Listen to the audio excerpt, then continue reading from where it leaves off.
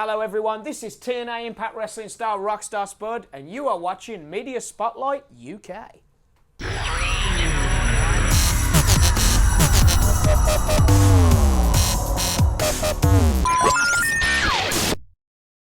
Hi everybody, well today we're in a very special location. We're in the offices in central London for Starlight UK, children's charity. We've got a very special guest, our very own British wrestler, British heritage, representing out in the States with TNA Impact. We've got Rockstar Spud. How are you? Fine, thank you. Good to see you. So, let's, most important thing first, you said you like the curry in the UK, yeah? Damn right, yeah, absolutely. I don't go back home. Was that about the mint sauce and the poppadom? It's the mint sauce and the poppadoms all the way, mate. Well, Birmingham is the home for curry in the UK, so you can't go wrong there. I haven't had a good one in London before. Like, I mean, everything's bloody Nando's over here, and I'm like...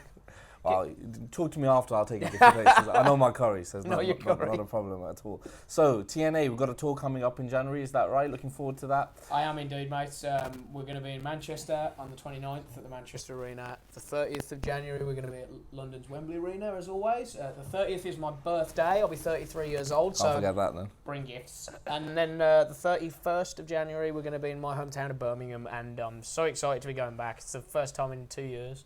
And the last time I was there, I wasn't the most well-liked chap because although I had the hometown support, I was Madam Dixie Carter's chief of staff. So this time I'm returning home the ultimate underdog. So let's see what kind of reaction I get this time. I'm so excited because I used to work across the river at Brinney Place. Oh yeah. For Lloyd's TSB at number 2. That's a journey. It was, man. And I used to look outside the window and just look at that building. I used to get in trouble all the time for doing it, but I daydreamed that I wanted to wrestle there. Like all day, I'd be just looking like, imagine just wrestling there. And I got to do it, and I get to do it again and come home the hometown hero. Absolutely. So living the dream. So what's it like wrestling back in the UK? Of course, now you're wrestling in the States. That's probably where you're getting your most sort of, you've had all your experience here in the sort of independent circuit, but now you're out in the States. I mean, how do you compare wrestling out there to wrestling back at home? Do you enjoy it back here, or are the big times really in the States and that's where you see the long-term sort of future? It's great working for Impact Wrestling because, you know, the exposure we can get and it's such a huge company to work for. It's, it's a dream come true for a British wrestler like myself who's like 5'4", 150 pounds and had a dream of one day doing it, and I'm doing it every day. I get, talk to you fine people. I get to, do the tour in January. It's just, step in the ring with people like Kurt Angle, and it's his farewell tour on this tour. So if you miss Kurt Angle, you're an idiot. So I implore you all to come and see his one last run with us. You're quite close to beating him, weren't you, earlier on this year? I was that close. One count away, as far as I remember. That close to, just to even get a 2 count on Kurt's a bloody miracle, but like getting that close to just, and the people were there with it as well. Like I nearly became world heavyweight champion, and that's something I'm always, pushing to do. But just to come home and wrestle on some of the shows here in the UK has been, so rewarding because the guys over here are just phenomenal. So tell us a little bit more about this sort of. I mean, when I watch you on TV, or when I've seen your matches, or when I've watched your interviews, this rock star gimmick. I mean, tell us where that sort of has come from. Is that something deep inside you? Is that the volume turned up? I mean, yeah. I'm not used to seeing you in not so much colour and not without your bow tie. So tell me a little bit about that, because that is striking, and I think that's done a lot to like make me notice who Rockstar Spud is. Well, that was I was for the early stages of my career, probably about 5 years in. I was an underdog, much like I am now, but I was the little guy that could, and I think it got a little bit stale with the fans in the UK, and then the audience wanted something a bit more. So then I was like, okay, well if I'm gonna give it I'm really gonna give it and Rockstar Spud's basically an extension of my personality after 5 or 6 points, and but the problem is, I had to be reined back in a lot because I wasn't. I'm not nice when I'm Rockstar Spud. when I'm really giving it, I'm a real piece of work. But when I went to OVW after British Boot Camp, I mean, you've seen it on the show. I was drinking a lot. When I punched Mark in the face, I punched him in the face. But at the same time, when Hulk Hogan gave me the job, that emotional side of me came out as well. So whatever you saw on there was the real. And how was that experience winning the British Boot Camp? You know, coming back home. Just incredible, and then coming home and everyone was like really happy for you and stuff. But I'm like, why? I was a terrible person, terrible human being. But then I got to go to OVW and learn so much that when they said you're going to be Dixie's chief of staff, I was like, right, now I can just reset everything that I've learned and put it into this new package now. Because it's still the same name, it's still me, it's still the persona that's doing it. But, you know, then there's the, you know, from all my years of working in the bank, then there's the watching all these company suck-ups going up to the boss, and I'm like, right, so I can just be that. Absolutely. And, you know, it's just, I'm a born performer, and I love making people, you know, feel, you know, entertained, or, you know, if I wanted them mad at me, I'll make them hate me. If I want them to be happy, I'll make them, you know, feel something for me. And, you know, it's just, that's what I've always lived, you know, I live to do that. And, you know, just put smiles on people's faces and make people feel something. So clearly you came very close, as we said earlier on, to beating Kurt for the championship. Mm-hmm. So tell us about sort of what your ambitions are. I mean, where do you see yourself now in the next sort of 2-3 years? What's your journey going to be? I mean, you've been on this incredible journey, being a banker, going from Britain, winning your British boot camp, going out to the States, main eventing this, doing the sort of X Division title, now sort of getting in that main event sort of picture. Tell us now, where do you see yourself? Are we, as fans of Rockstar Spud, going to see you in more main events? Are we getting to see you hold that title, representing Britain, holding it, being the British champion? What a promo! Wow! Hell of a promo. You need a job? I do, please. No, I want to be the World Heavyweight Champion. I want to represent this company as World Heavyweight Champion first and foremost. It's been the dream of mine all my life. I've got that close, and what I think's different about me to all the other performers on the roster, they've got this story of this guy from day one in the company that they have footage of the whole story, and then they have footage of the evolution, and it just keeps going on and on and on. And you know, I don't know when the day will be, but I know, you know, like I said, like, don't doubt yourself. I'm not arrogant or anything like that, but like, I just know it's going to happen one day, and I feel it. And I think even the fact that people are even asking me that question, do you see yourself, you know, or do you think you're going to win the World Heavyweight Championship? Would you really be asking me that if you didn't believe it as well? So I definitely believe it, which is why I said when and I didn't say if. Exactly. So I don't know when it's going to be. I know like when it happens, and I trust Impact Wrestling completely.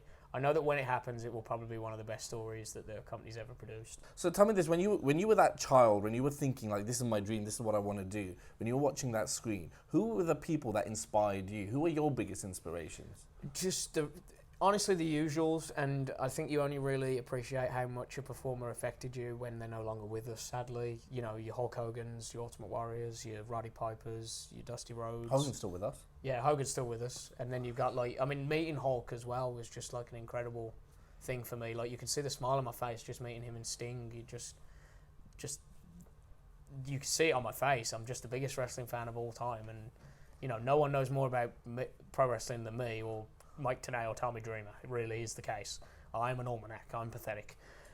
So it was that sort of stuff that really, you know, I really identified with as a kid, and it was just the connection. And when you connect with these people, these guys are with you for most of your growing up years and your adult life. And when sadly you hear of like several of them passing away, you know, you actually emotionally get distraught, because like that's someone that's been in your life for many years, and it might not be the person, but that persona. I remember years ago, my parents were sobbing their eyes out because who was it that died in Coronation Street?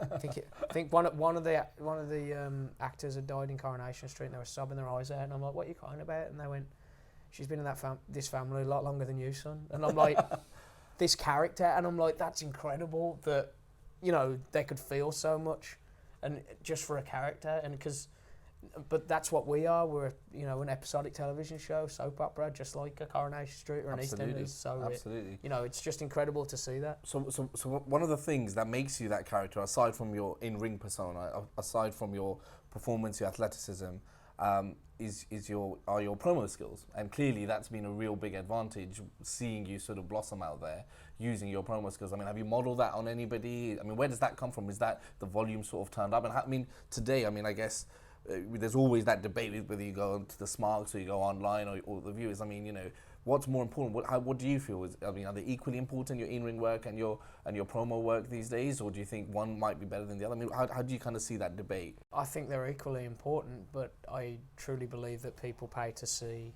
an attraction. They don't pay to see a wrestler. They pay to see, you know, when you go and watch a singer live, you pay to see. You're paying to see a show. If it was just a guy that turns up on the stage singing, you're going to be quite disappointed. But if you went and saw Kiss, now you got a show. Sure. You know what I mean? So you've got to be an attraction. You can't just be a professional wrestler.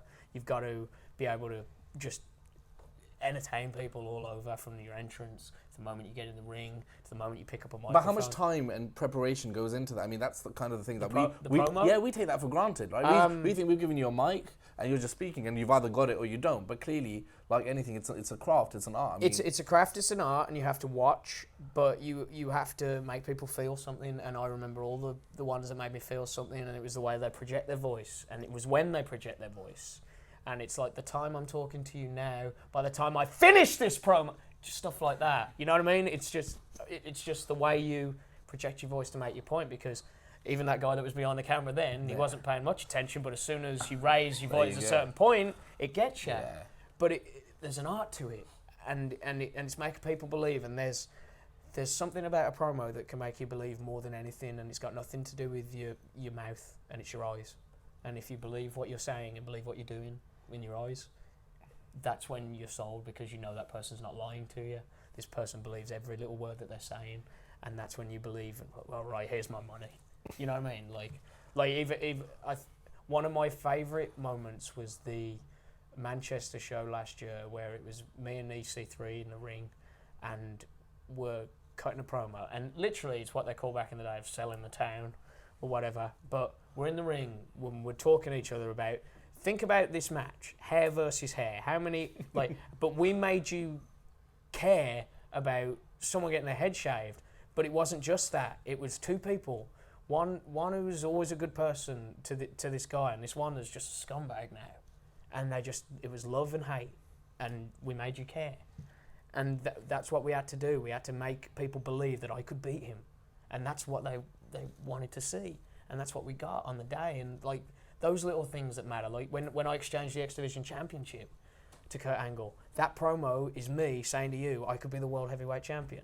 I believe I can be the World Heavyweight Champion, and I'll convince you until the cows come home I can be the World Heavyweight Champion. But it's all in the way you do it, and if you don't sit in your car while you're driving and you're in a traffic jam, sit there and talk to your rear view mirror and just talk to it like it's a camera. When you're in the bathroom and you just get out of the shower, talk to it like it's you know, this is the night you've got to talk people into the audience. Do it for 30 seconds, do it for a minute, do it for 2 minutes, and take me on a journey. Just practice is all it really was, and just, you know, researching the greats and putting your own twist on it. I personally believe that John Cena is one of the best promos in the entire industry and has ever been, because it rolls off so naturally and it doesn't seem pre-rehearsed or anything.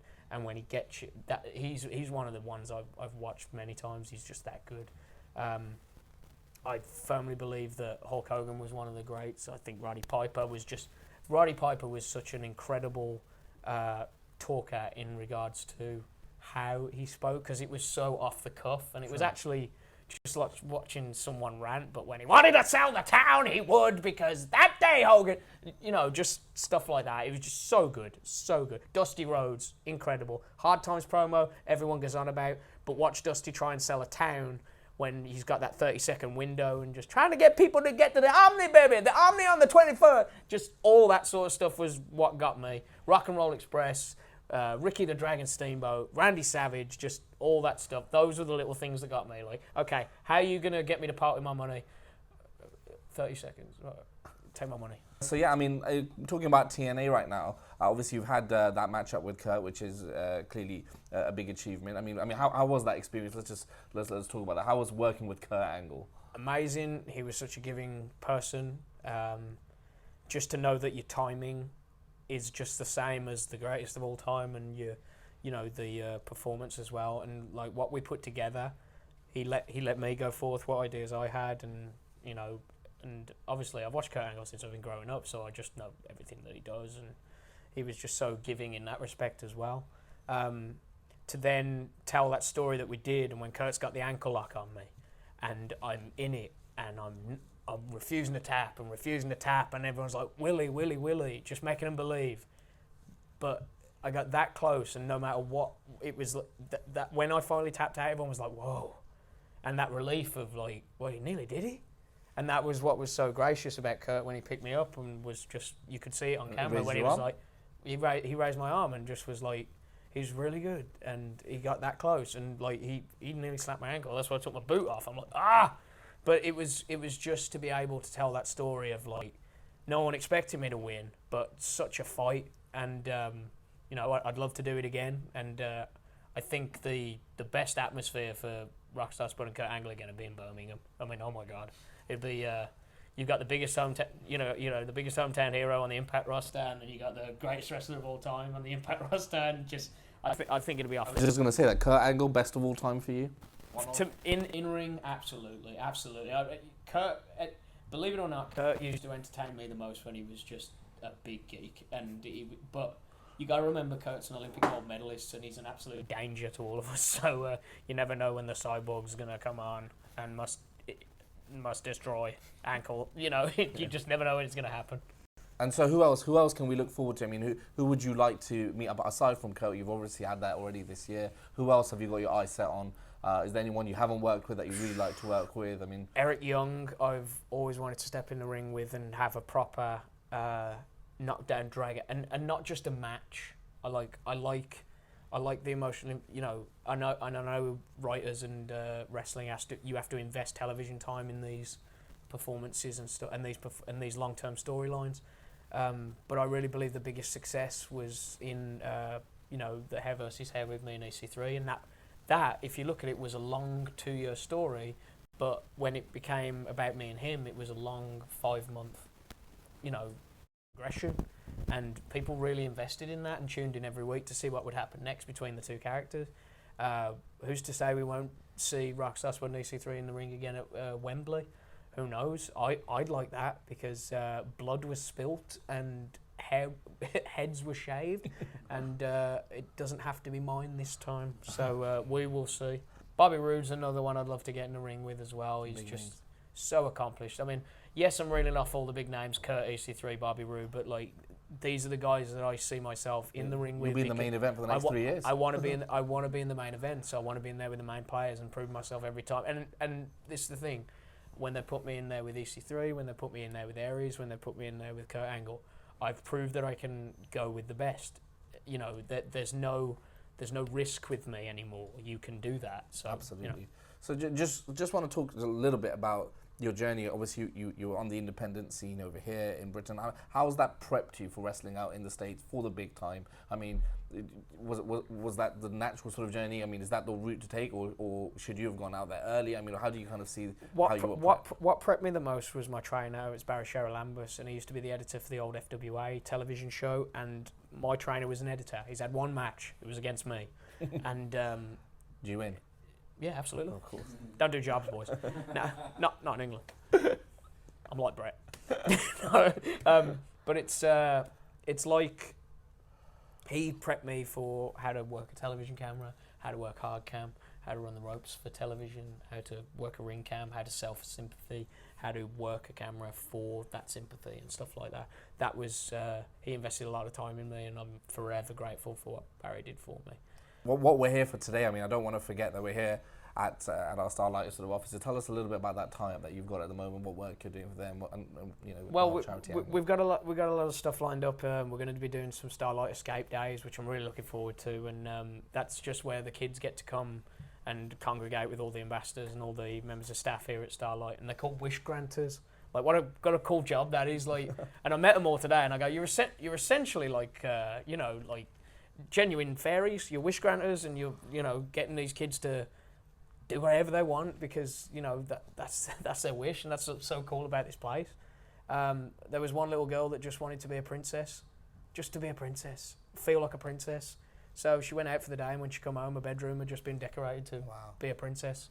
Just and even like little Regan that I met, just you can do whatever you want, mate. Meet anyone in the world. Oh, can I meet Rockstar Spud? What? I'm going to ask him when he's older. Like, what were you thinking? You're going to be so disappointed when you're older in this decision. Trust me. A young lady that works here now that had a Starlight wish when she was younger, and she met Johnny Depp. You know what I mean? So Regan, you could have had Johnny Depp. Come on, mate. I'm not much. But that's the point, and that's what's so beautiful about our industry, that no matter what problems you got going on in your life, no matter what problems these kids have got going on in their life, no matter what problems people out there, unemployment, bloody poverty, bloody, having a hard time with a wife, hard the times. kids, hard time. Not even hard times, it's just, whatever you got going on in your day, and you turn on pro wrestling, and it can, or turn on whatever, and it can just make you forget all that, and it just make you happy, make you sad, but you just forget your whole day. You just forget all the problems going. And what I take away from it most is that, when I saw Regan, and, I don't think you'd really appreciate it until you've met a child like him, but just none of the backstage politics, none of the rating changes, none of the heat, none of the I'm sorry to say it, none of the stuff backstage matters when you meet someone like that kid, because it just all goes away, because what matters is making people smile and making people happy, and that's really all this is about. Absolutely. And if you want to donate, anyone that's watching this or listening, if you text 70070 and then text wish35 and the £, £3, donate £3. I mean, it's whatever you want to do. It's a pack of fags, it's a sandwich, it's a meal deal at Boots. Just whatever you were going to spend it on. It's a cup of coffee at Starbucks when you could get one for free at home. It's boiling water and granules, and you're paying for £3 to sit in their shop. Rockstar, it's been an absolute pleasure. Pleasure. Thank you for your time. No Look problem. forward to seeing Thank you. you. Look forward to seeing you lift the title. And It's definitely, heavy. It's heavy, And you trust just me. promised us that when you win the title, you're going to come back to Media Spotlight Absolutely. UK. Absolutely. We're going to celebrate. The belt would be bigger than me, but I'll definitely be here. Absolutely right. Now we've got to talk about some curry. Thank you so much. That's Armaan Kirmani signing off for Media Spotlight UK. Rockstar Spud, TNA Wrestling. Cheers.